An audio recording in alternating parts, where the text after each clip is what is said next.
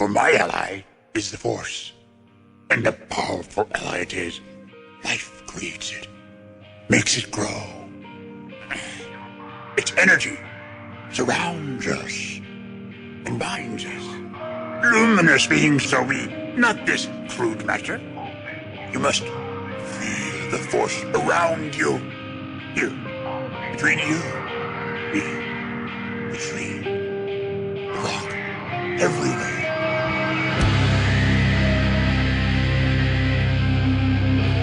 I am a Jedi, like my father before me.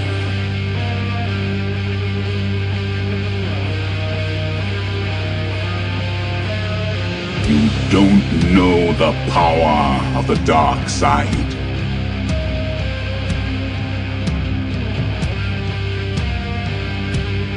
If you strike me down, I shall become more powerful than you can possibly imagine.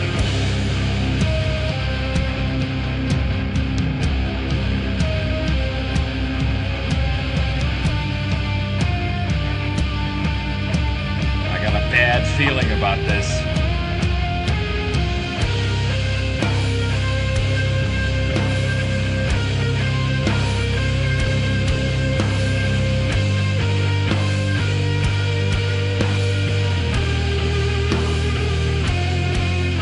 Welcome to episode 235 of Blue Harvest. I'm your host, Hawes Burkhart. And I'm your host, Will Witten. And the luck of the Star Wars news strikes just hours before we'd record tonight. So, thank heavens. Thank the maker. That's from, those movies we like so much. Oh, thank the maker.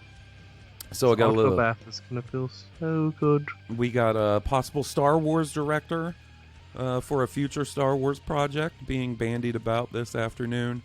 Old Taika. That's the one. We've got some bullshit Mandalorian Season 2 stuff that was floating around this week. Some bullshit to just get my hopes up. And we've got something else to talk about that I'm sure will pop into my head. But anyways, if you enjoy our podcast, you want to like us on Facebook, do so at facebook.com/Blue Harvest Podcast. Follow us on Twitter, Twitch, and Instagram at Blue Harvest Pod.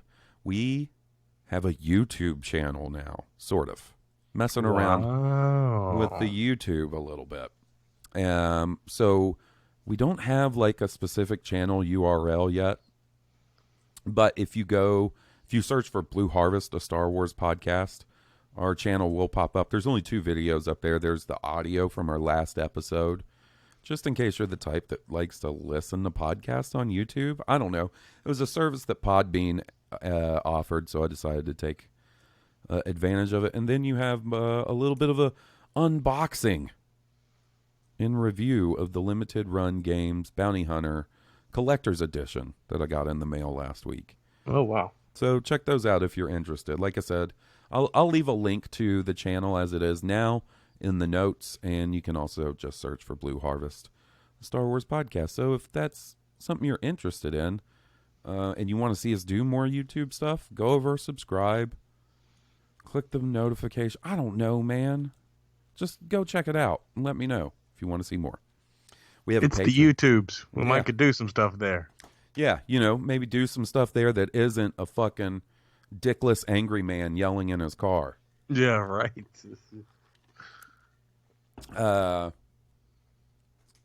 We have a Patreon. If you want to support our podcast for as little as $3 a month, check it out at patreon.com/Blue Harvest Podcast. We have a ton of bonus shows.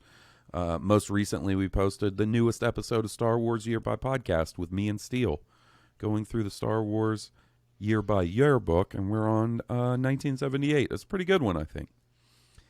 We also have Blue Harvest Adventures, which the group got together this week and recorded a new episode of. I mean, we had a couple in the bank already, but, trying to stay ahead of things. We also have Cooking with Will, Oh No, It's Hall's Solo, Jaws, Steve versus the Prequels, Masters of Terra, Harvest Kasi with King Tom, Padula Rasa with Emily Lind, and a lot more, and more to come.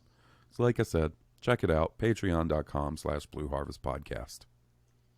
I think that's the business. All right. So we knew, or we were sort of told, I guess, by Hollywood Reporter that sometime this month we would hear about who the next Star Wars director would be.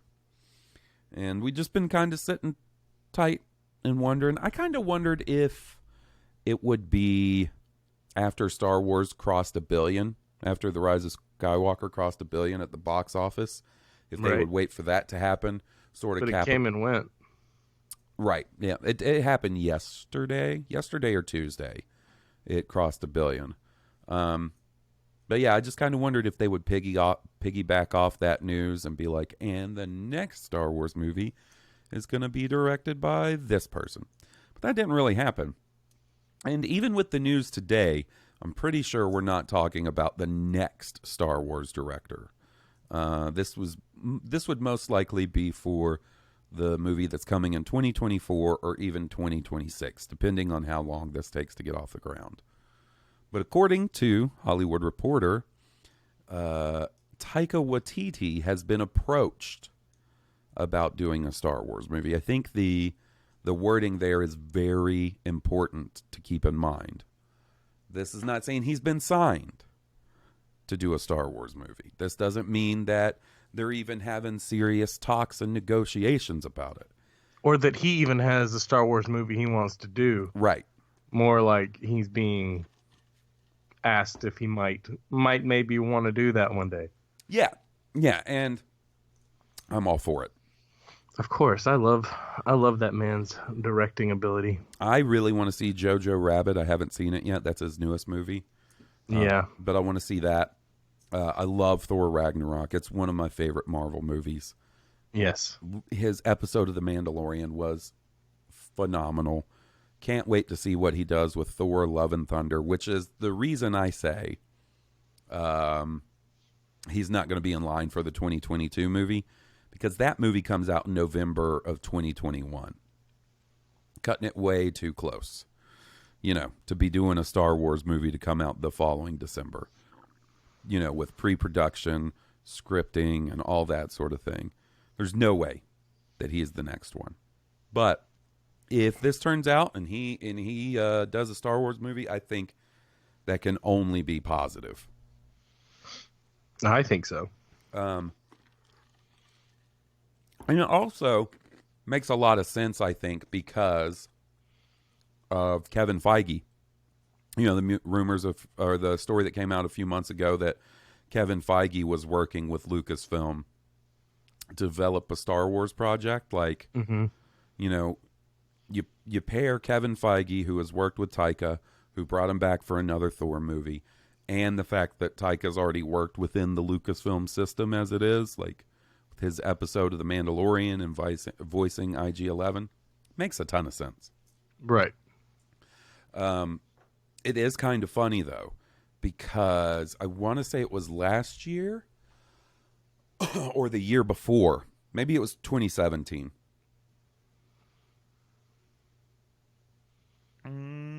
Yeah, I think it was 2017. I believe it was right after Phil Lord and Christopher Miller got fired off of Solo. Right? Somebody asked Taika Waititi on Twitter, hey, would you ever direct a Star Wars movie? And his response was, no, I like keeping my job. Or I like finishing my job, or something to that effect, So I just think that's a funny turnaround, especially if he does end up directing a Star Wars movie. Like, Well, you would think Lord and Miller are his closest, approximations, right? With the ad-libbing and the humor. You would, but you also have Taika working on one, soon to be two, big budget, effects driven comic book style movies, Right. And you also have him already having worked with Lucasfilm on The Mandalorian, and seeing that he didn't amp up the humor in Mandalorian to the effect he did with Thor. He worked within the universe and within the tone. It was very funny. Like, the funny parts were very funny, but it was all sort of in line with the tone of the show so far, I felt. Right. So I think that sort of is what sets him more apart from those two guys. Yeah.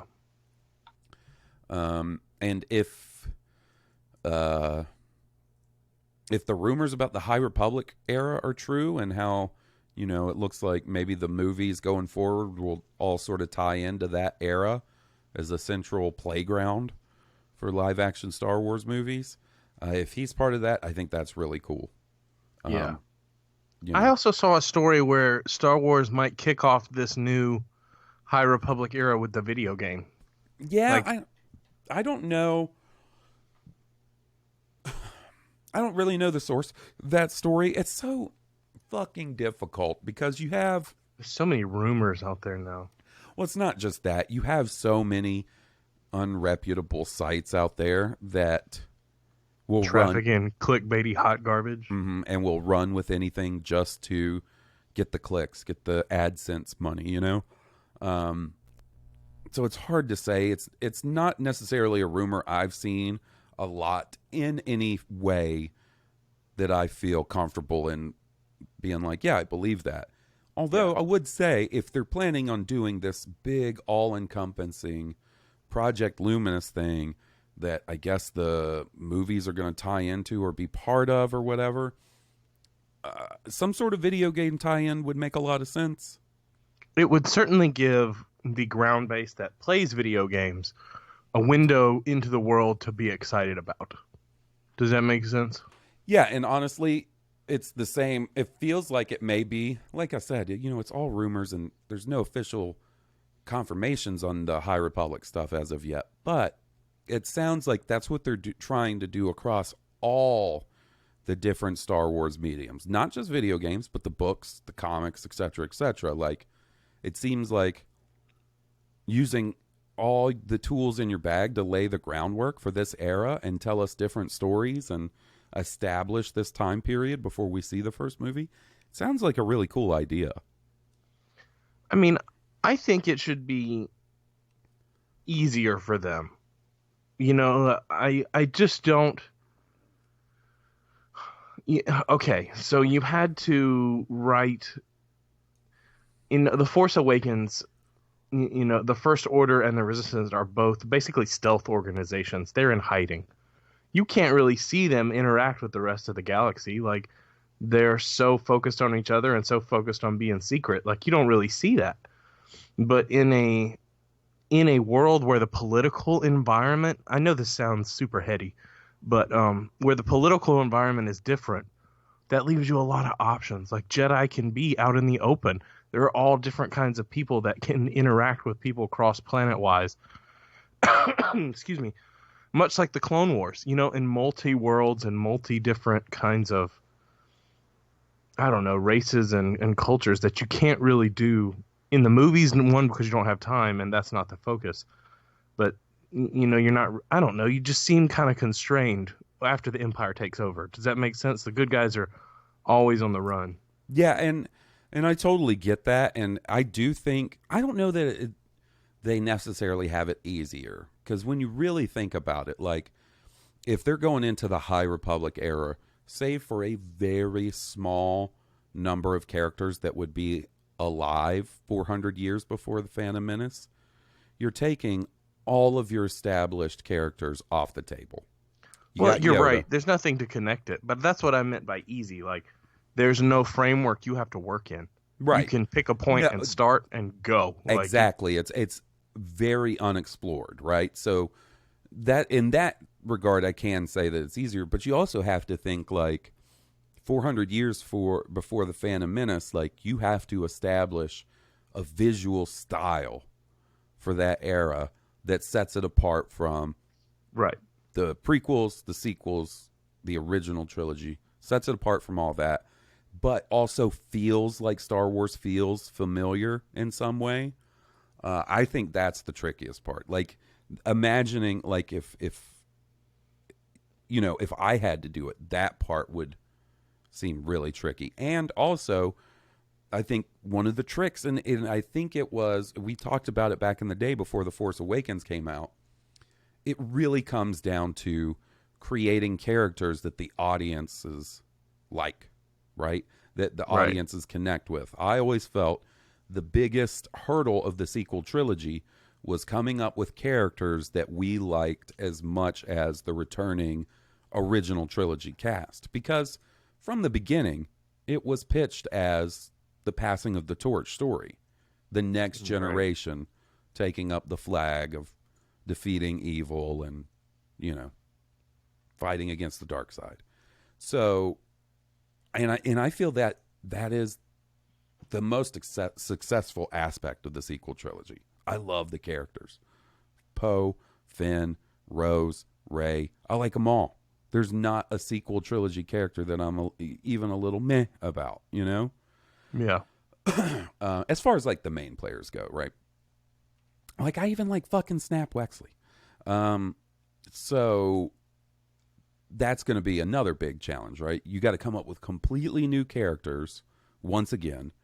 But this time there can't be any, oh, the bad guy is Han Solo's kid, or the hero of the story. There can be, but those reveals can be tied in ways where they pay off. You know what I mean? They can be super large twists because you have no idea what to expect going into it.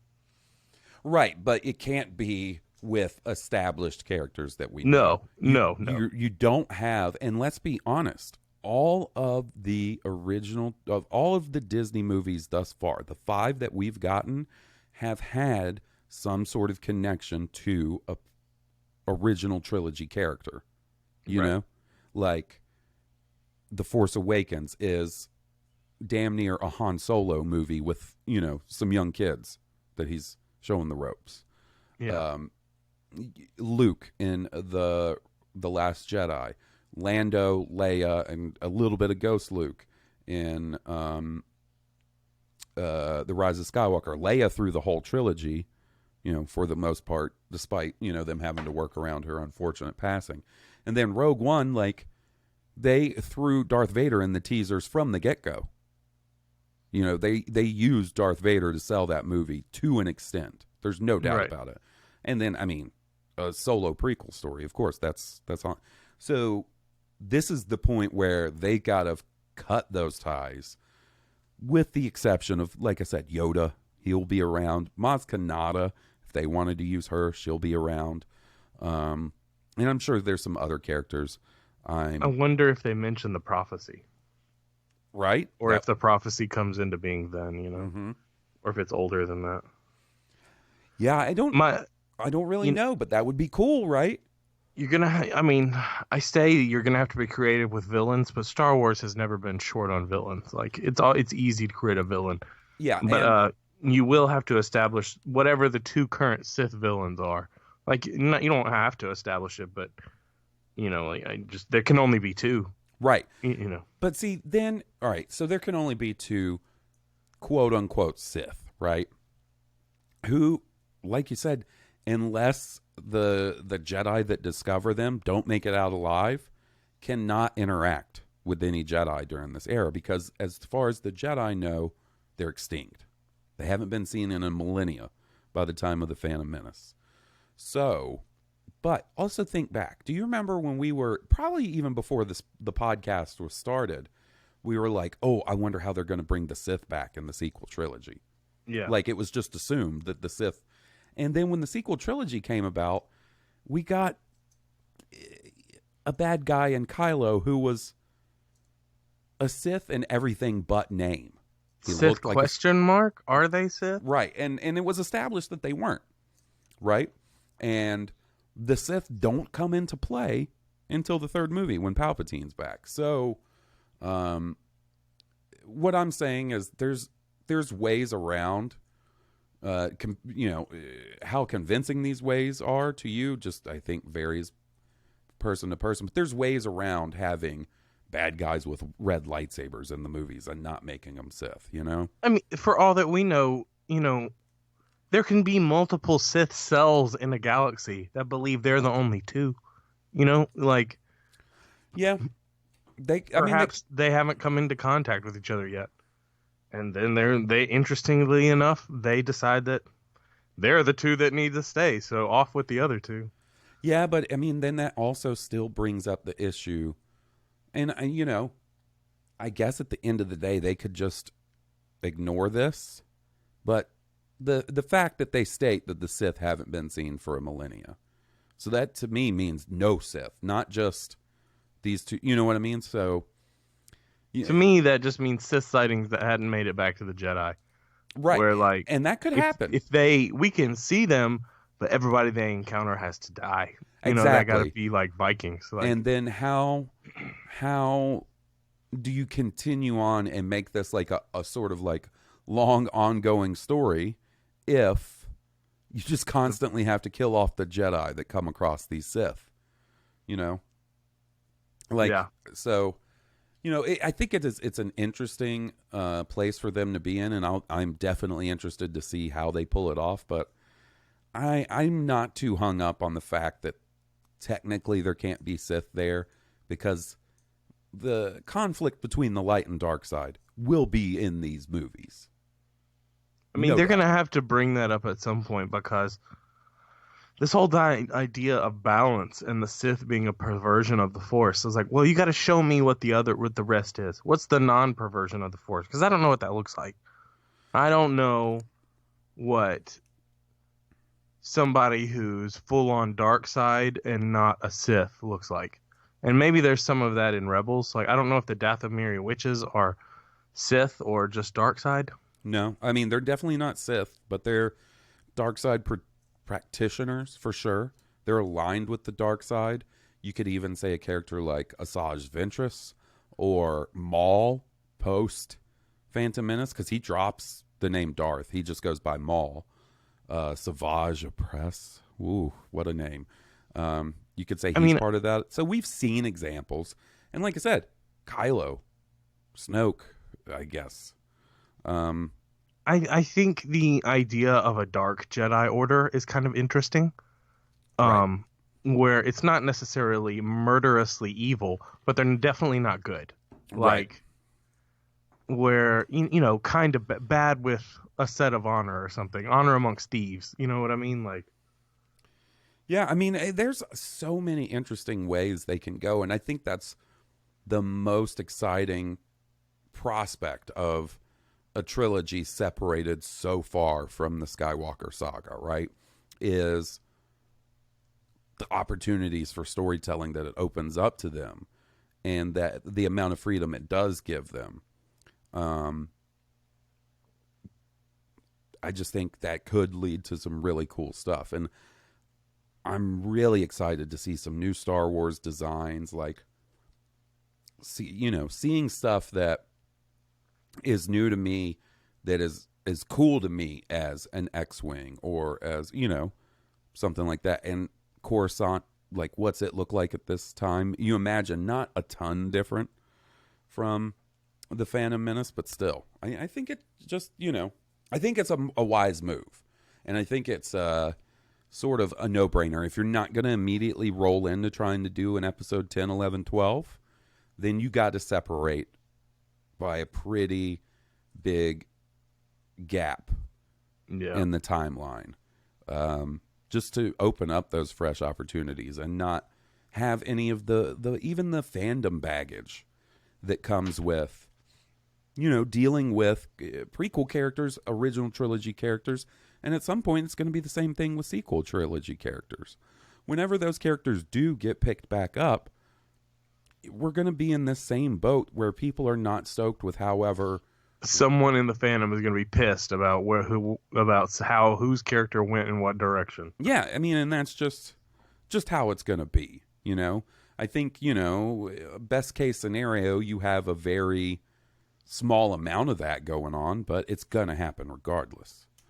I kind of hit a pothole and forgot what I was going to say leading into that. Something about new characters versus... Yeah, I don't know. You're not carrying the fan baggage. Yeah.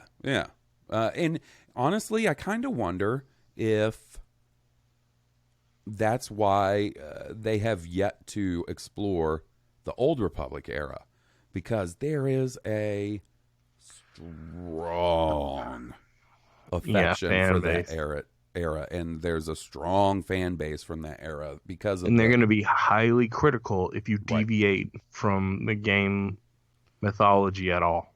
Which honestly, as much as I love those games, I don't should want be to, completely scrapped. Yep, I do not want an adaptation of the games or the novels. If you want to treat Revan, the character of Revan, and the character of Bastila like you did, I say you as in like, figuratively, like Lucasfilm. If you want to treat that character like you did Thrawn, where you bring a beloved character back in to the canon and reconfigure it to fit within the current canon and change it around where it's, it's based off of the same character, but it's also different. I'm all for that, but I don't want an adaptation of the video games into a movie. I've already been told that story. Yeah.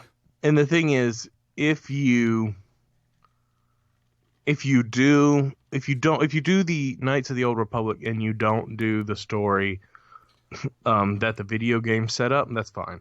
If you want to do some, like you said, if you want to do some freshened version of that, use a couple of those characters, all you need is Malik, Revan, and Bastila Shan. Like, the rest of those characters, could be anybody else, honestly. Like, yeah, the murder droid is cool, but, I mean, it's, The HK-47 is very cool.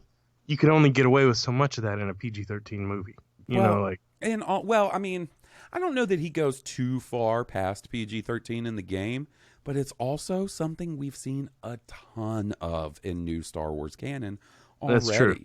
Like, and I almost feel like HK was the genesis of that type of droid in Star Wars storytelling. Maybe there was something before it, but to me, that was the first time I encountered a droid like that. But since then, we've gotten Mr. Bones in the Aftermath novels. We've gotten K2SO. We've gotten L3. We've gotten 000 from the comics. Like, we've got a lot of that type of droid in Star Wars, in new Star Wars. And, do we really need another one? I really like that character, so it's hard to say, but I don't know. I also think it would be cool to bring the Jedi Exile from Knights of the Old Republic 2 into it as well. But that, I feel like, is a character who could be changed and reformed even more than Revan, Bastila, or Malik, right? Because I just feel like as cool as that character was and the character's backstory was, that's, for people to know, that's the character you play as in Knights of the Old Republic 2. It never seemed to latch on or get as much focus or praise as Revan, Right. So, but yeah. So you want to talk about some silliness that was going around? Yeah. You asked me about this before we started. I did before we started because I didn't know how much hot air was. Turns out it's all hot air. Yeah, it appears to be all hot air. So this image, it's actually two images, started floating around online this week that was supposed to be the cast of Mandalorian Season 2. And I wouldn't say a lot of people, but I saw people seeing it and getting excited and adding some of these actors on Twitter and being like, is this true? And it's not. It's not true. Like, it reads like fan casting. It's almost as bad as the photoshopped posters for Episode 7 before Episode 7 even had a cast or a title, Yeah. So I'll go through it so far. Pedro Pascal as Din Djarin, the Mandalorian. Okay, given. Carl Weathers as Grief Karga. Gina Carano as Cara Dune. Bill Burr as Mayfield. So those top four, it's a given. Yeah, that's happening. Our buddy Steele told us about Bill Burr on the show just a couple weeks ago. Then now we get into clear fan casting. Chloe Bennett, who played Daisy on Agents of S.H.I.E.L.D., Dr. Aphra. What? Yeah. Clancy Brown as Blurg. Like, okay, yeah, maybe Clancy Brown will be back playing that character. Don Donahue as Shriv Surgov. Shriv is the character from Battlefront 2. He's the the rebel commander. Yeah, and he's awesome. That character's awesome. Yeah, it would He be is. sweet to see him. But we're getting into fan casting here. Yeah. D. Bradley Baker as Bosk. Oh my goodness. Emily Swallow as the Armorer. Genevieve O'Reilly as Mon Mothma. Once again, would it be cool to see her come back and play Mon Mothma after she was in Rogue One? Yeah. But Giancarlo Esposito, Moff Gideon. Janina Gavankar, Iden Versio from Battlefront 2. So as you can see, there's some nice little breaking news. Like if this was real, this would be everywhere. This would be the biggest Star Wars news, since The Mandalorian Season 1. Right. And also, it wouldn't be hosted on websites that when you click on them, a pop-up window with a fucking Wheel of Fortune wheel starts spinning and tells you to click to win a free iPhone.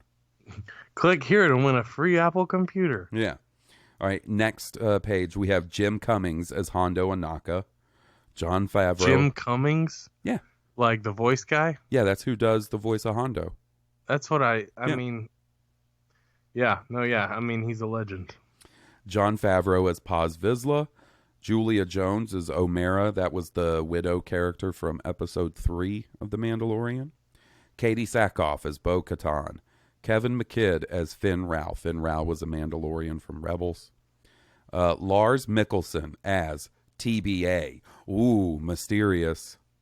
Ming-Na Wen as Fennec Shand. Natalie Tenya as Xian. Regina King as Ray Sloan. Once again, fan casting. People have been tweeting and talking about Regina King playing Ray Sloan forever. Ray Sloan's a super popular character from the books. Robin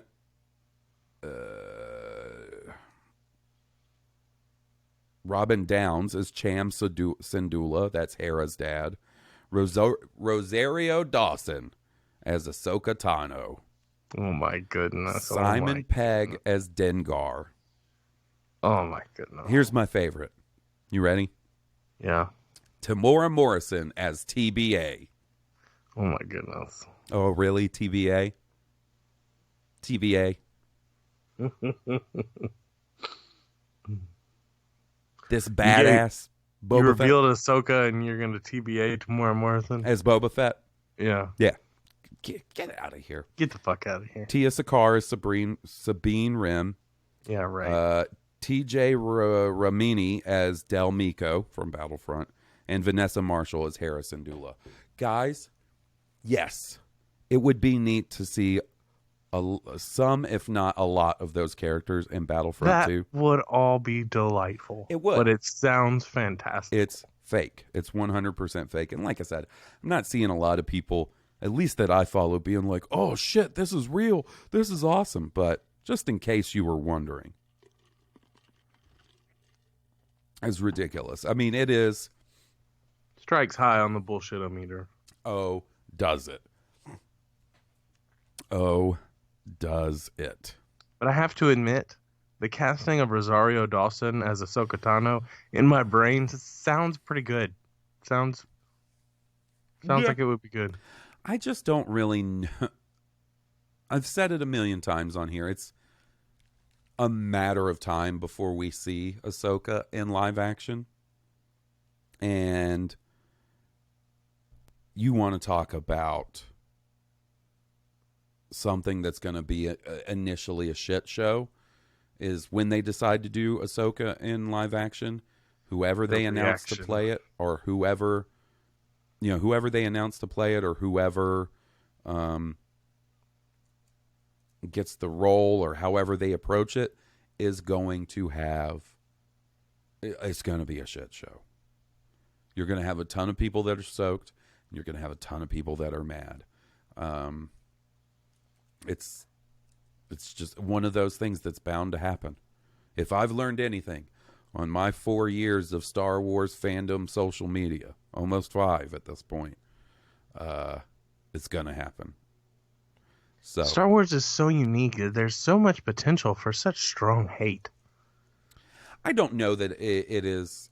I think that I don't know if it's Jar Jar Binks syndrome, Uh, but like it's really unfair. I don't, honestly, I think maybe we think that because we're so involved in Star Wars and it's like our favorite thing to be observant of, but And now that it's come back, it's like every other day somebody's not happy about some part of it. yeah, I'm like, but guys, can we be happy for this? Like, it wasn't ever going to happen at one point.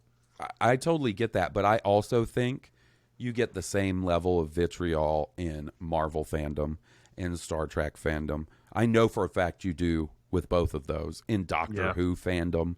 That's right. These super big fandoms. When you have super big fandoms, they're like a giant net that don't just because Star Wars is a story and all these other franchises are stories about hope and good overcoming evil, doesn't mean when you throw out the fandom I almost said the fandom menace. I wish we could fucking throw them out. When you throw out the net that catches the people in fandom, you're going to get some evil in it. You're going to get some assholes pulled in.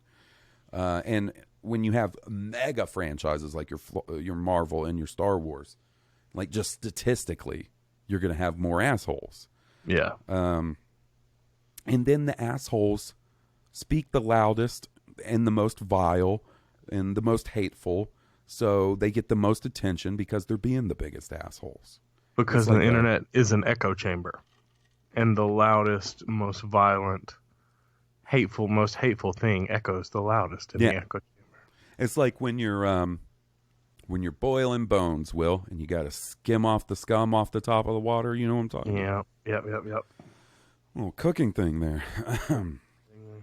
So, I think that's pretty much our topics for the week. A little light news, a little good news. Yeah, Taika Waititi, if that happens, that's going to be fucking rad. And everything else, we just we're in the season of wait and see. We're not far from, I don't know what you mean by. We're not far from. Okay. How about a web search for it? No, thank you.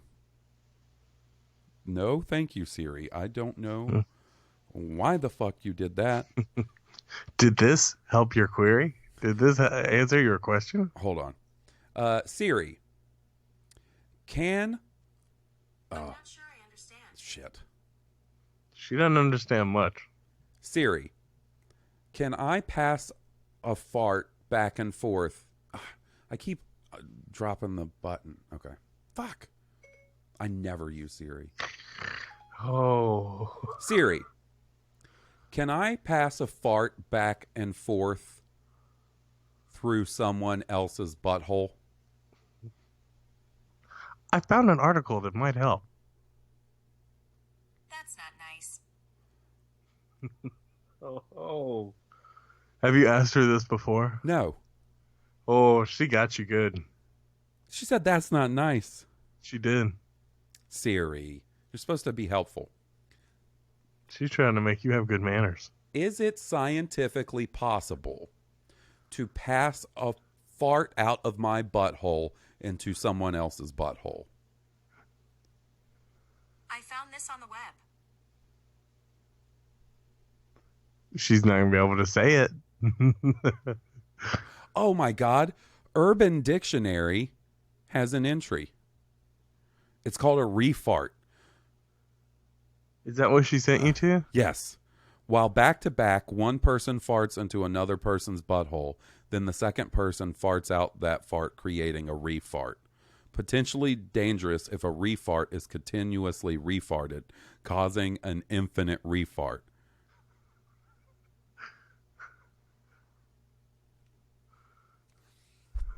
Dude. This is one of those things where you're asking if it can be done, not if it should be done. Right. You're asking if science can do this, not if we should. I feel fucking defeated. I feel like the dude who had a prototype light bulb sitting on his desk that he was going to go public with in like a week. And then he went to get his fucking newspaper and the headline was Thomas Edison invents light bulb. like the shake 'em weight, man. I had that idea like 15 years ago, man. I should have capitalized on it. Oh, man. Anyways, why don't we do some voicemails and emails? Up, we have got a message from the king of all times, our buddy Tom Chansky. King Tom Chansky. Team Kong Tom Chansky. Hey there, Hawes and Will. You know me. I like to know everything I can about Star Wars. I like to delve deep into the making of stuff, find out the behind the scenes nonsense. I love making of books, art of books, alternate histories of, different drafts. So you can imagine I spent quite a lot of time this past week reading and watching things about the alleged, but I think it's safe to say, the Colin Trevorrow scripts. I watched the two videos by Robert Meyer Burnett and then that other random Hollywood dude who say that they read the first draft of Trevorrow's, and then, of course, I read Jason's piece where he read the last draft of Trevorrow's. And I think it's something worth talking about, the road not traveled. I think there are a few interesting ideas in there, but the story definitely is not better. I think the thing is, mostly it feels like some fan fiction that I could have come up with. At least that's what it feels like to me, and it makes it about the power of the Force and this and that, not about the people. The other thing about the drafts, and I think this is something that we fans tend to put on Star Wars, is a lot of it is about Luke and Leia guiding Rey and Kylo/Ben. And yeah, we get that in some of JJ's stuff, but it really shines through in Trevorrow's treatments, and this really gets me thinking about the role of the original three, Han, Luke, and Leia. And I love them. They were Star Wars for generations of people, and they still are. But I think Disney should be commended in the fact that they tried to make a new trilogy, and for the most part they did, centered around a new cast. It was really tough to let go of those three, and they should have used them to make a bridge. But then there has to be a point when you say, let the new three, or the new cast, let the story be about them and the galaxy they're making. And I think that Ryan and JJ have done a great job of that. I don't know that I would have felt that in Trevorrow's story. But the thing is, I know we're not going to get more of Adam Driver, Daisley John, or Oscar Mayer in Star Wars, at least for the time being, because it's something they've been doing very intensely for the past 5 or 6 years. So we're not going to be getting those stories on film or on Disney+. What kind of stories, though, do you want to see, suppose in comic book or in book form, involving, the new generation? I would love to see a comic about Rey training Finn in the ways of the Jedi and searching for Jedi in the galaxy. Or maybe a book series about how, Poe is trying to find people who still want to lead. Maybe, ransom Casterfo as the next Chancellor. I don't know, just stupid ideas like that. But I want to know what you guys think. Anyway, thanks for listening. I'll talk to you later. Did you hear that? Well, it started off being something we didn't talk about, and then it kind of merged into something we did talk about. Yeah. So I didn't bring this up because I don't know, man. It's been kind of. I know why you didn't bring it up. Bring what up? The scripts, right? Well, yeah. Why didn't I bring them up?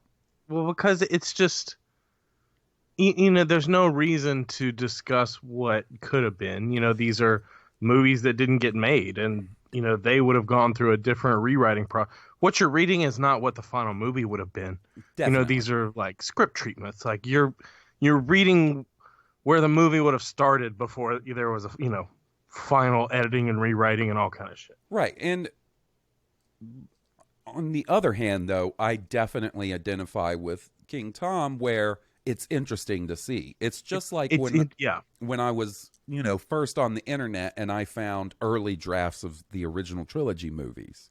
It was so interesting to read those and see, especially with the first movie, George's evolution to the final product that we got and some of the massive changes it went through. Right. I do like the idea of the Luke and Leia training. Now, I get why you can't do that, because the more they're in the movie, the more it has to be about them, the more the movie does. But, that's just... The movie subverted expectation. Everyone expected Han Solo to be doing well. Well, he wasn't. His family was in pieces, and he's pretty much smuggling shit again. But and to me, and this is a matter of personal preference, that's a more interesting story. It is. That's what I'm saying. Than Han subverting just the showing expectation makes a better story than, Luke is the Grandmaster Jedi, and so Leia is as well. That's just kind of what people expected. But so the other thing with the Trevorrow thing is, I don't like the dude very much. Yeah. Just on like a personal, I don't know him, so I can't say on a personal level. I'm just not a fan. I was in no way upset when he was let go from Star Wars. I'll say this. It's really Book of Henry that put the nail in the coffin. To be completely honest, having read, the stuff that came out this week about the two different versions, it seems dull.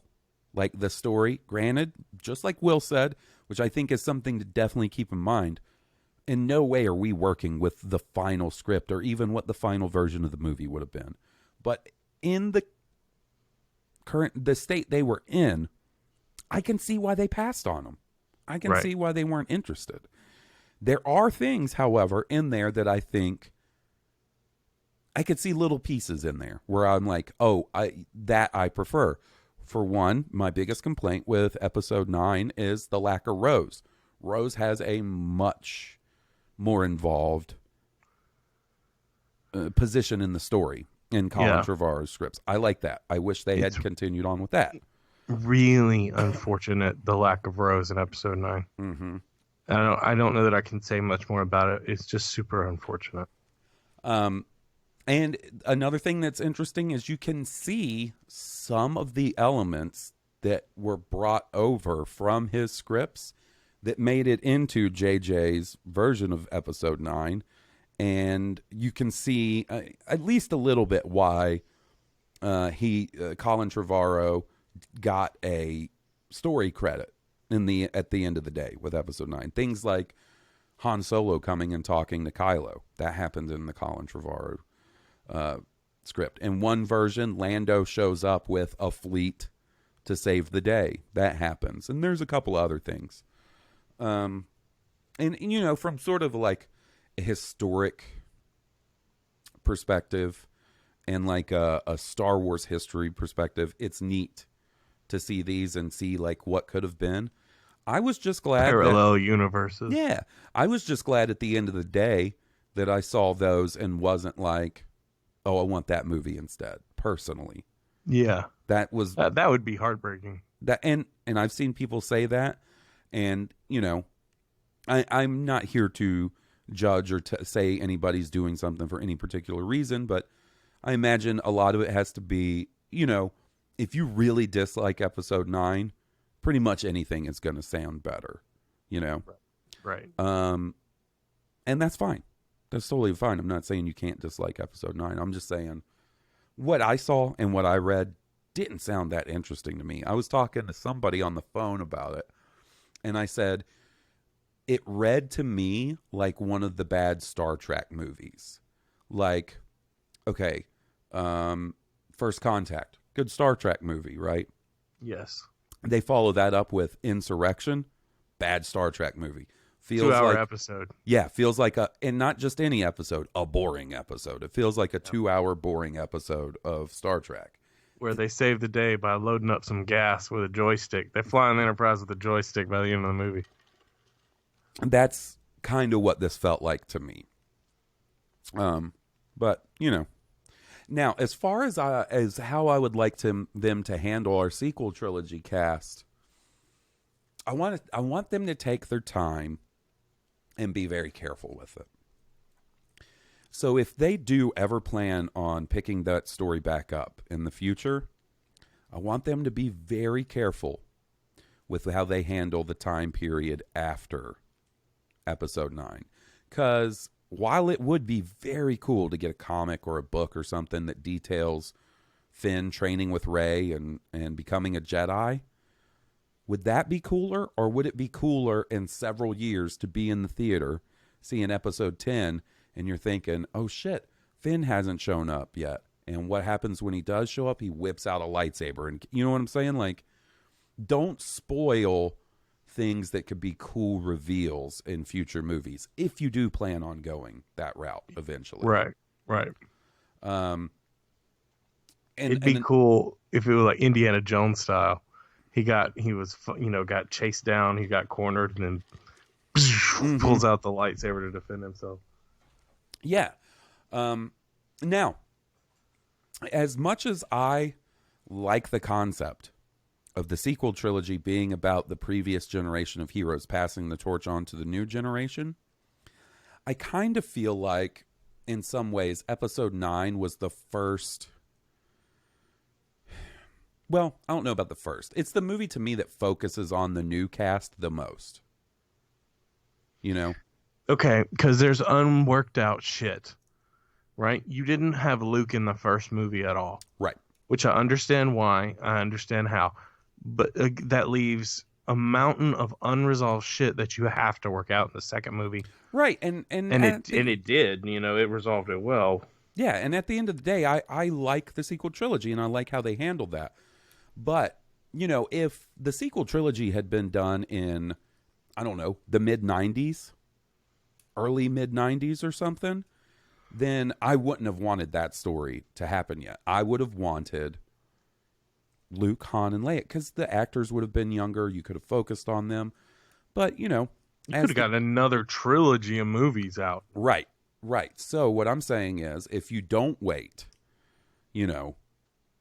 30 years or whatever to do a sequel to episode 9, I want to see the next trilogy be focused on these characters. Them solely. Yes.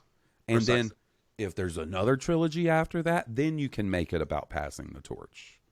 I want these characters, Finn, Poe, Rey, Rose, Connix, all the characters that are still around, like, bring them in and have them, because I think there is a really neat story to be told about, you're the new generation of heroes and leaders. What do you do now? You don't have Leia anymore. You don't have Han Solo. You don't have Luke, I think the format may change, because I think we're done with trilogies, period. That could be the case. That's definitely not something that we know for a fact is going to continue on, is trilogies. You're absolutely right. There may be single movie builds to 2 movie events, and a la honestly, Endgame and Infinity War. If they had turned episode 9 into a big 2 movie event, made it episode 9 and 10, split that would have been fine. It would have blown the brain out of the back of my skull. It would, because there's enough fucking story jammed in that 2.5 hours. And you could have validated Palpatine's comeback and brooded the thread of it. You could have milked Kylo's fall. There's and his gradual redemption. Right. You could have just added so much to any one element of episode 9 and gotten 2 movies out of it easily. But once again, that's kind of like sitting down and looking at the Trevorrow stuff. So we're talking about things that didn't happen. I mean, it's neat to think hindsight about. is 20/20. Right. Always. And in that regard, as much as I love trilogies because of Star Wars, like, I don't know that it was necessarily necessary to it's adhere not to that. necessarily always the best way to tell a story. Right. Because honestly, when you tell a trilogy, in most trilogies, I feel like the second movie is always the best. Because just of the way it builds. The resolution is never as satisfying as the build to the climax or, the twist. I mean, that's definitely how it's turned out for me with the original trilogy and the sequel trilogy. The second ones are my favorite. And it's hard for me to argue otherwise with that. So the build to resolution is more satisfying than the resolution. All right.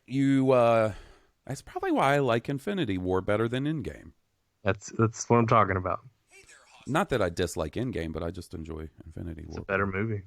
All right, you want to hear from Jim? Yes. Let's hear what he has to say. How you doing, Hawes and Will? I had a question today about missed opportunities in Rise of Skywalker, or the whole saga if you want. But I heard a rumor 6 months ago, at least, that the Sith troopers were going to be like using rappel wire out of the spaceships in space and like flying around on jetpacks, and I just had I held out high hopes. That's why I was thinking they were going to kick some ass. I was hoping they were just really didn't show them too much in the previews because they just wanted to shock some people with some crazy stormtroopers in the movie. Obviously they didn't, but that's what I was hoping for. But a missed opportunity that I saw was when Rey was facing down the TIE fighter with Kylo in it, and then Finn sent out Chewbacca, and then the Knights of Ren look at each other and they're like, let's go get that tall, hairy sumbitch. What if they showed a showdown between all the Knights of Ren, or at least a few of them, and Chewbacca? And maybe there was some melee shit, maybe even he ripped one of their arms off. Always a good thing, but just at least showed his Chewie strength a little bit, and then then he got like shocked, and then they put the binders on him or the handcuffs or whatever. But I just thought that'd be neat. I'm wondering if you guys think the same, and if you've got any ideas for missed opportunities yourselves. But all right, gentlemen, you have a great day. Ignite the green. Ooh, missed opportunities. I have one that immediately pops into my head. What's that? At the end of Last Jedi, right before Luke disappears, he looks at Kylo and says, "See you around, kid." Yeah. Why didn't we get a scene of Luke trying to talk to Kylo, haunting him? We never saw that play out. He said there's the line in there where he's like, I'm not going to even try, or something to that effect. You know what I mean? Yeah, I know, but it just seems like one of those lines that clearly sets off a payoff in the third movie, right? Like Luke giving it one last shot, going and appearing to Kylo, and because his dad did, right, twice, even after death. So I just think that could have been really cool. I do like Jim's idea of seeing Chewie face off with the Knights of Ren. That could have been pretty sick. Yeah, that's what I was about to say. I love that idea of Chewie whipping ass. Mm-hmm. I feel like I haven't seen Chewie really whip a whole lot of ass since Solo. I feel like I saw him whip a lot of ass in Solo. Yeah, Chewie gets a little bit of ass whipping in this movie when they go to break him out. Yeah, that's true. And I love that scene where he, Poe and Finn are running through the Star Destroyer, just like blasting stormtroopers. Yeah. And then when they get captured, Chewie lets out that one tiny little sad Wookiee roar, where he's like, "Mom," and it's like low, it's not loud. I love that scene. You got some missed opportunities, some things you would have liked to see that they didn't go with? I can't. Yeah, right. Being put on the spot, I can't. I'm sure I will down the road. I mean, obviously, because of Carrie Fisher's untimely passing, the biggest missed opportunity was Leia's, contribution to the final movie. But that can't be helped. Yeah, you can't really help that. You gotta imagine, right, that if Carrie Fisher was still alive, the opportunity for a scene with her and Adam Driver together could have been real priceless, powerful, dude. I don't think it would have been anything like what we got. I think they would have probably been in each other's presence, and something would have happened. And it could Harrison Ford. She would have been in that place instead of Harrison Ford. There's a very good chance, and Yeah. Yeah. And that's one that, like, you know, you can't do anything about. Like, I guess they did the best they could, you know? Like, I do feel like a lot of the ways that she was stitched into the movie will feel slightly jarring and awkward. What I'm looking forward to is, say, 10 years from now or so, watching that movie with my nephew, Jackson, when he doesn't know, you know, oh, Leia passed away between these movies. Will it seem weird to him? Or will it just seem, you know, he won't have that baggage. He won't be going into that movie thinking, oh, knowing that she's gone. Yeah, how are they going to pull this off? That's going to be, you know, interesting to see. All right, so we got some emails. We got 4 of them, so we'll get through these and get caught up. First up, we got our buddy Willis. He says, ahoy hoy. And if the Mandalorian eventually finds Baby Yoda's people, what are you hoping for? I personally would like to get 15 minutes of them acting like Yoda when he first meets Luke, and then Mando walking away like, what the fuck? Moff Gideon could be there too, and he's just like, this is what I killed Space Werner Herzog over? Side note, there's some discussion as to whether Mando will be looking for Yodas or the Jedi. But what if there's a third option? What if the Yoda family they end up finding are the Muppets? Now that's a crossover. They drop them off on the Muppet planets, and like Gonzo and Miss Piggy are there. Those 2 old dudes. Mandalorian! Animal? Fuck yeah, dude. Fuck yeah. Who's your favorite Muppet, Will?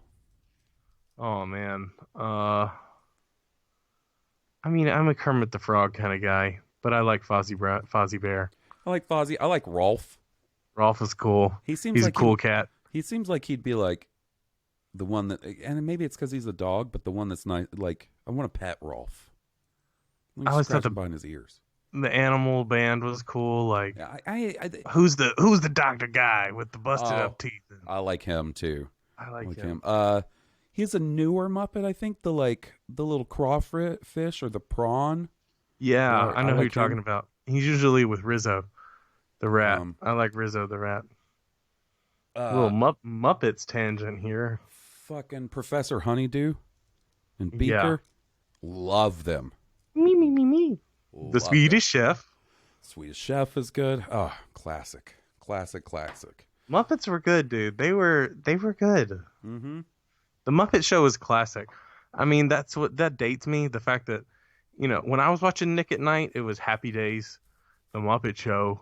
Yeah. You know, the Wonder Years. When I first started watching Nick at Night, it was shit like Mary Tyler Moore Show. It was Beverly Hillbillies, Green Van Acres. Yeah.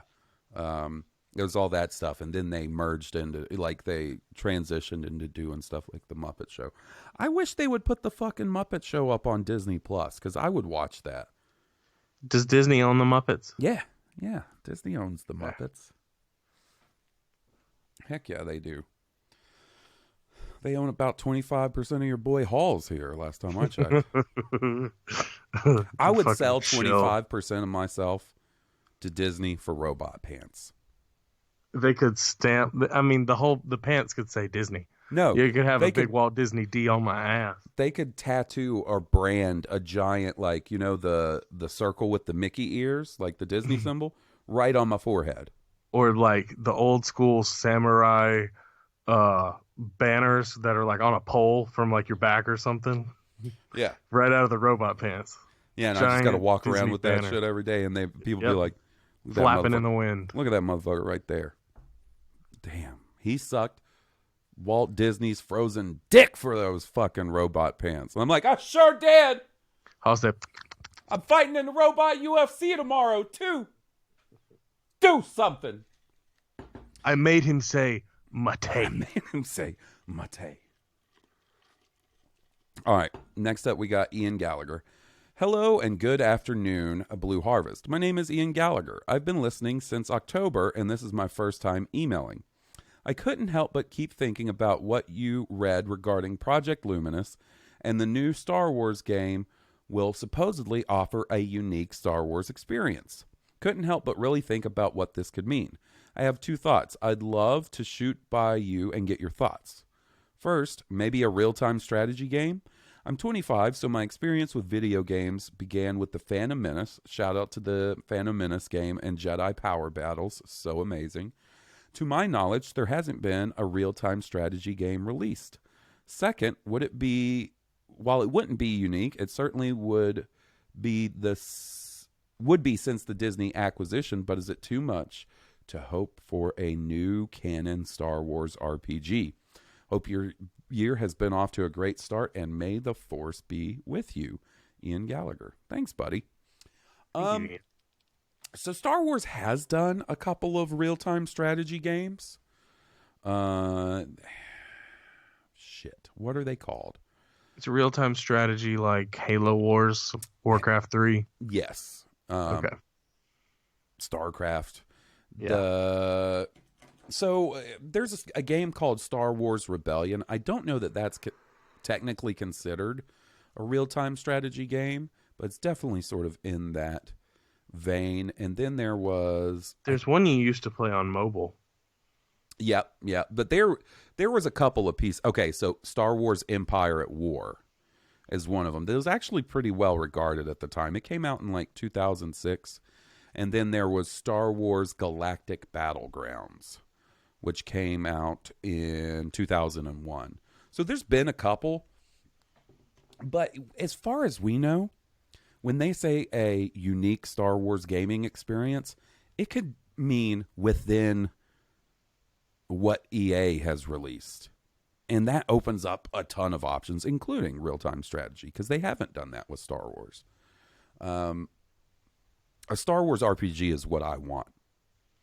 Yeah. It's one of those things, I think it's just a matter of time and being patient and waiting for them to finally get off their ass and do it. I can't imagine that it hasn't been talked about or pitched or even already in the works at this point. Like it just makes too much sense. What I think is really interesting is there are all these different avenues that we could have Star Wars games. Like you can skin anything really in a Star Wars game. And I understand why they wouldn't want to go with that and saturate the market. But you would think, I mean, isn't that corporate mindset anyway? Like you could make a For Honor Star Wars game, right? Where you're sword fighting directionally.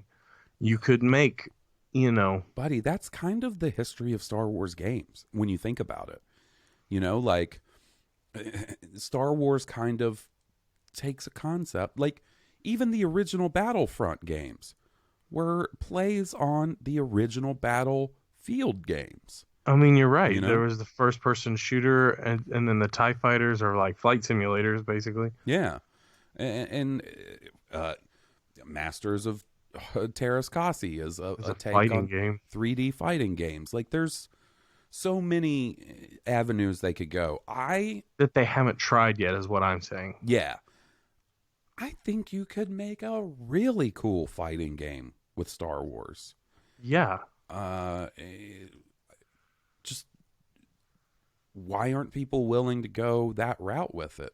It could be that there's a lot of effort and money that takes place. I mean, I get that. Yeah, I mean, AAA video game development is ridiculously expensive.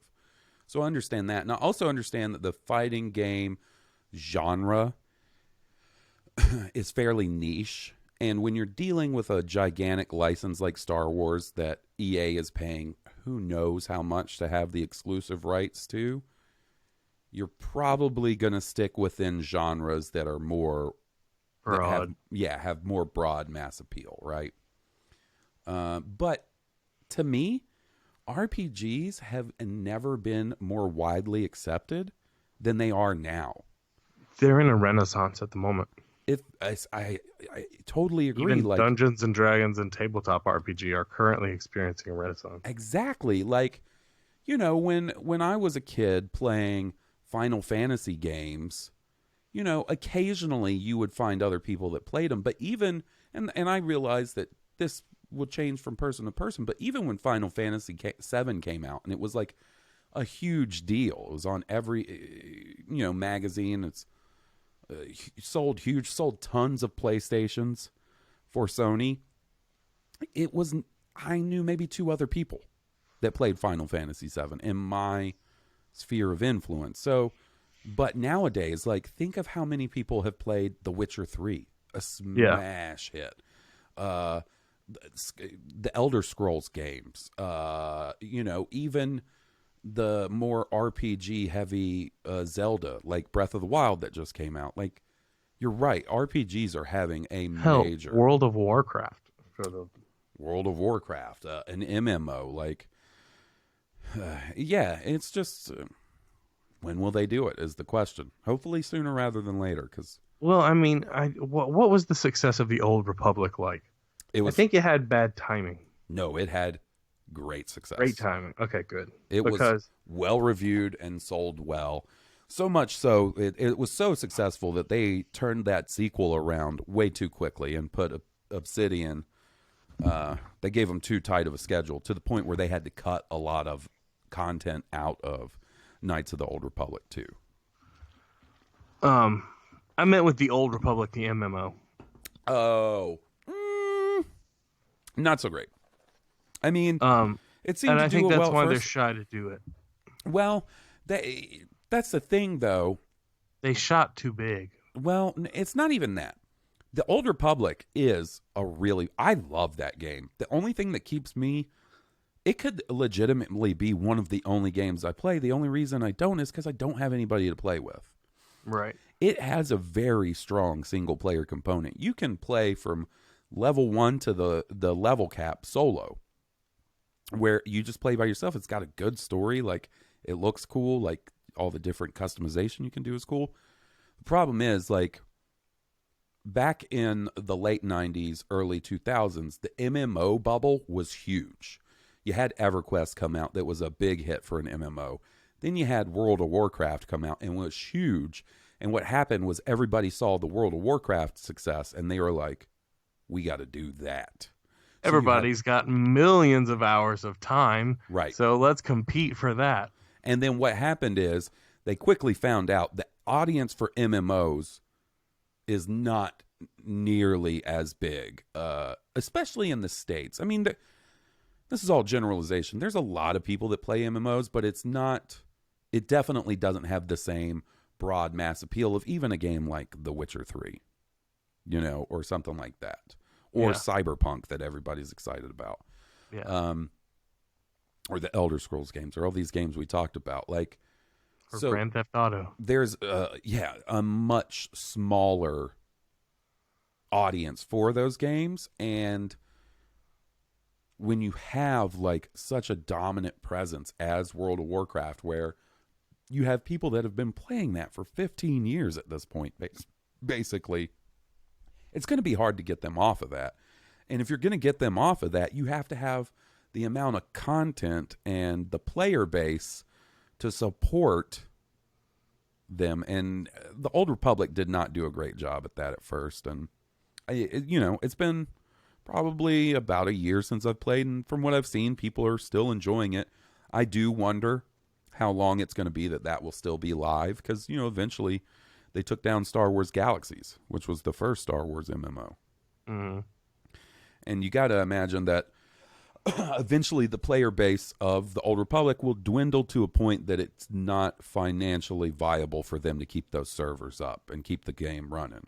So It will, go dark eventually. And I'll be sad to see them go. I don't know that Star Wars MMOs, between the two that we've got, I don't know that we've seen the full potential of it. No. I've enjoyed both of them, but I don't think we've seen them really nail that. And I wonder if eventually they will take a third swipe at it. I don't know. Combat itself in an MMO does not lend itself to pleasantness in Star Wars.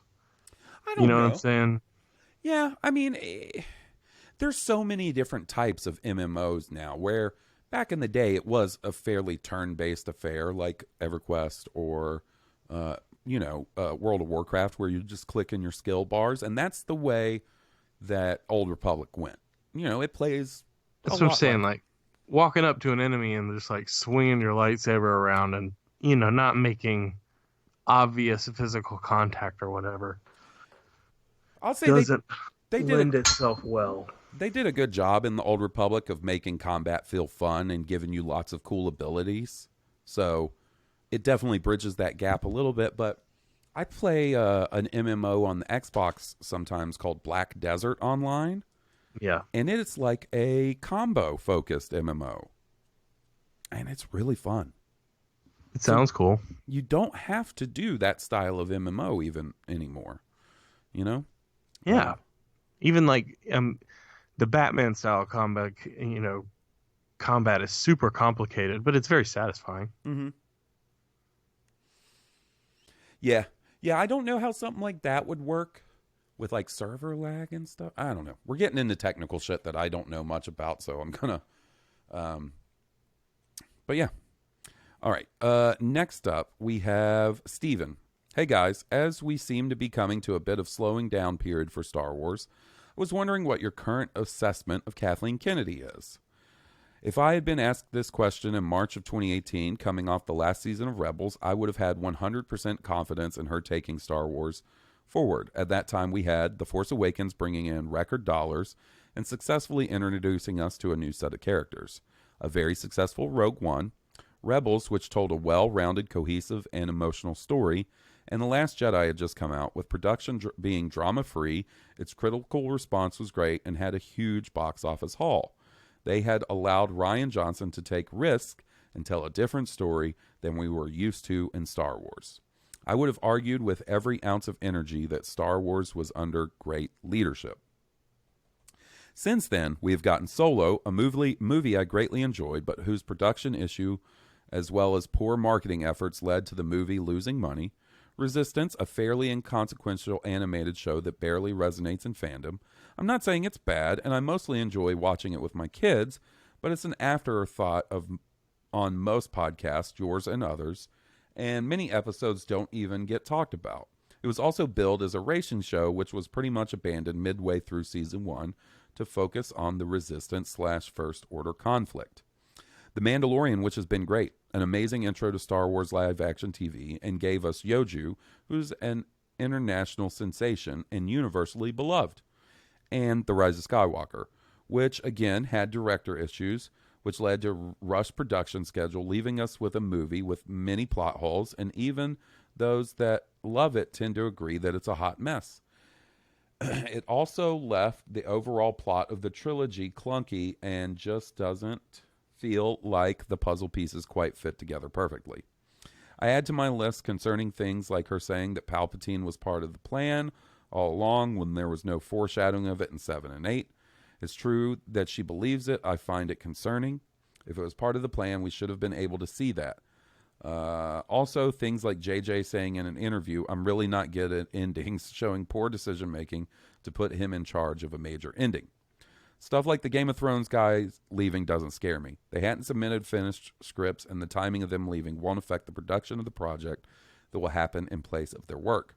I don't mean this as fire Kathleen Kennedy rant, but as by any means, but more that the pro-con scale had seemed to be so far weighted to the pro side 2 years ago, and since then seems to have gotten much closer to balanced, in my opinion. I wonder if you feel that way too, and what you would hope to see her do to get it back heavy on the pro side. I hope this isn't too long and reads as a thought-provoking email, and not that I'm just an angry fan. Steve. I don't know, man. I'll tell you. I think... Go ahead. Well, I just think, regardless, you got to look at her body of work pre-Star Wars and realize she's extremely qualified. And I think... I see no reason to get rid of her. I think everybody's going to have these bumps in the roads when you're dealing with a massive franchise and producing the amount of Star Wars that they have in the last several years, you know? Yeah. I see no problem with her work. I know that there have been some bumps along the way, but honestly, I feel like she's been a good steward of Lucasfilm. Everything has felt like Star Wars. And these productions and marketing slip-ups, I'm not really holding her responsible. I feel like really this is Disney's fault.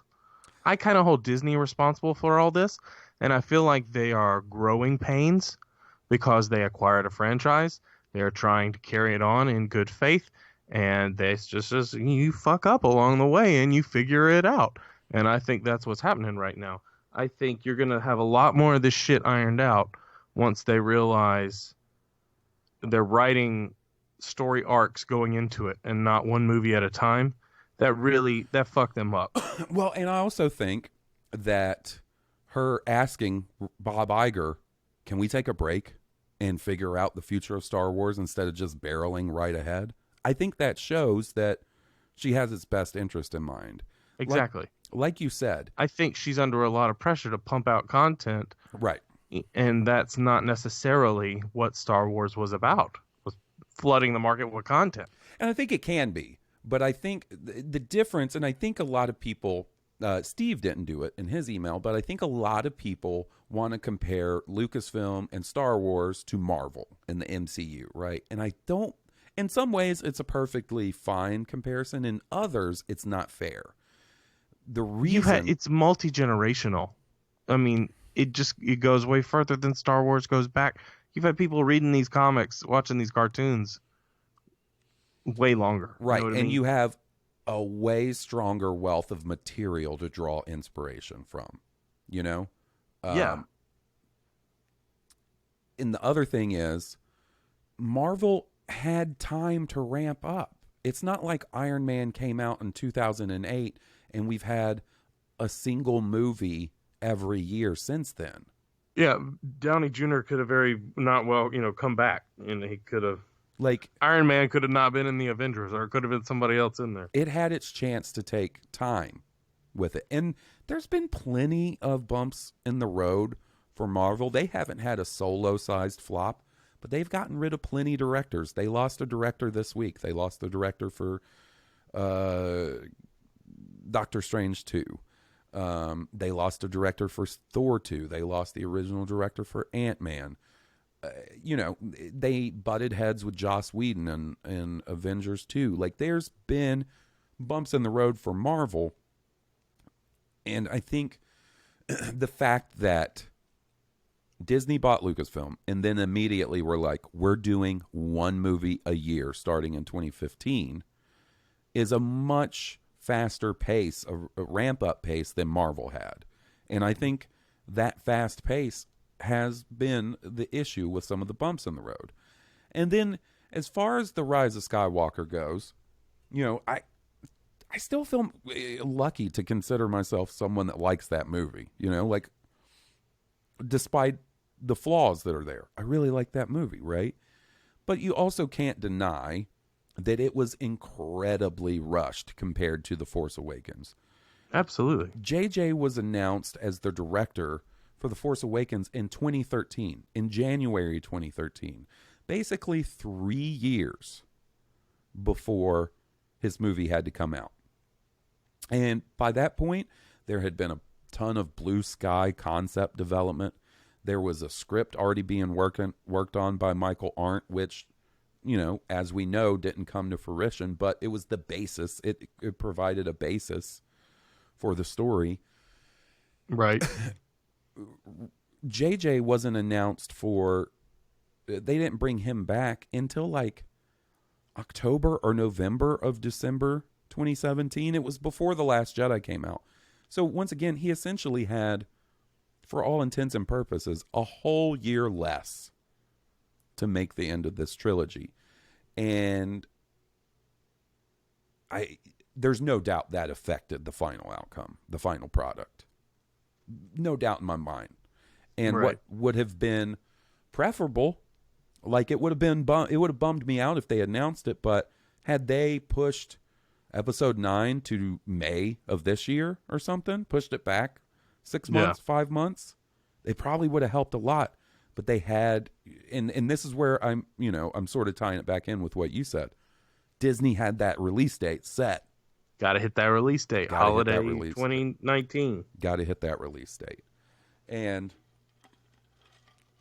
So while, I can't say she's not responsible at all for any of the missteps, I think to put the blame solely on her is just not fair. It's not fair, and it's not the way to go, because this isn't Lucasfilm of the George Lucas days working independently and then distributing its movie, having Fox distribute these movies, buying the rights to distribute them. You're talking about a Lucasfilm that is working within a giant corporation in Disney.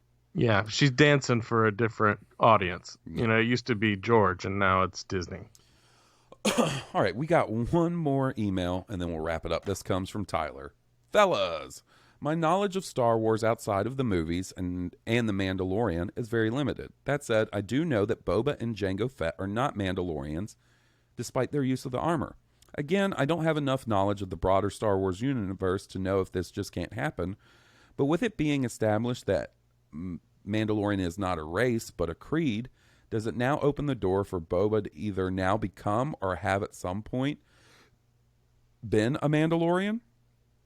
Tyler from Georgia. Thanks for writing in, Tyler. I don't see why it couldn't lead to that.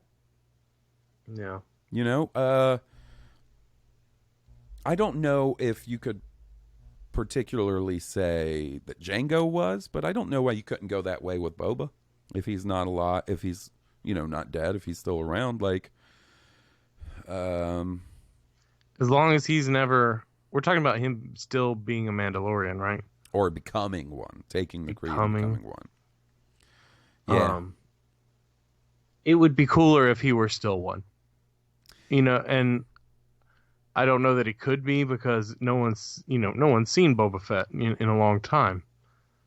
Yeah, I think there is some kind of neat story to be told of Boba looking for some sort of belonging after the Clone Wars and stuff, and maybe even post Return of the Jedi, where clearly things haven't gone his way. He fell in the Sarlacc pit.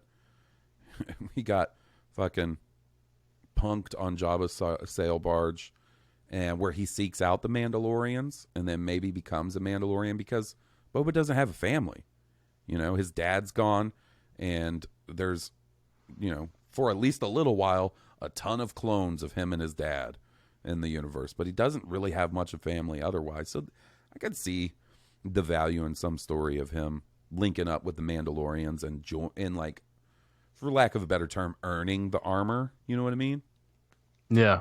Don't know that that's the story we'll get in the Mandalorian. I don't know if we have time for that. Yeah, I mean, that is a story in and of itself. I don't think you have the time or even want to focus on that in the Mandalorian when you have so much other stuff to cover with Baby Yoda and Din Djarin. That's a rated R Old Man Logan style movie. I don't want rated R Star Wars. I mean, I don't need it. I was just thinking about Old Man Boba Fett. Old Man Boba. But, I don't think there's anything that precludes it. We've never seen Boba take off the helmet. So, as far as we know, he's never been in violation of that. I mean, since he put the helmet on. We've seen Boba without the helmet plenty when he was a kid. But, since he donned the armor, we have no indication that he's taken it off in front of anybody. So, checkmate. True. All right, buddy. That does it for us this week. Thanks for recording with me. Oh, dude, thank you for having me. It's been a lot of fun talking about this. Yeah, I think we had a nice little discussion this week. So do I. If you guys like our theme song, please be sure to check out the band that was kind enough to provide the music. They're Stoned Cobra.